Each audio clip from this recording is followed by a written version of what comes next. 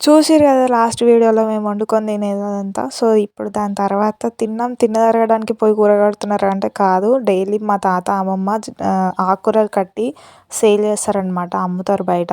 So, అందులో మా mummy, మా పిన్ని, మా చెల్లెలు సపోర్ట్ చేయడానికెళ్ళినారు. వాళ్ళు కూడా కొంచెం కట్టడానికెళ్ళినారు.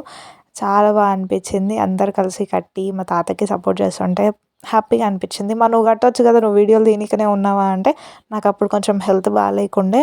అంటే లైక్ నేను పీరియడ్స్‌లో ఉండే. సో, ఇంక నాకు కొంచెం హెల్త్ సపోర్ట్ చేయలే. సో, నేను కట్టలేను. దాని తర్వాత మంచిగా మా తాత ఏమేమైతే కట్టాలన్నాడో లైక్ పాలకూర అండ్ తోటకూర అవి కొన్ని కట్టేసి ఇంకా మా తాతకి అప్పచెప్పేసి మేమందరం ఇంటికెళ్ళిపోతున్నాం. నిజంగా అక్కడ పొలంలో టైం స్పెండ్ చేసినంత సేపు చాలా ప్రశాంతంగా అనిపించింది. చాలా బాగా అనిపించిందనమాట. సో, మళ్ళీ నెక్స్ట్ టైం వచ్చినప్పుడు డెఫినెట్‌గా పొలం దగ్గరికెళ్ళి మళ్ళీ మంచి మంచి మెమోరీస్ క్రియేట్ చేసుకోవాలి అని చెప్పి నేను అనుకుంటున్నాను. నెక్స్ట్ వీడియోలో కలుద్దాం మళ్ళా. Please do subscribe. బాయ్.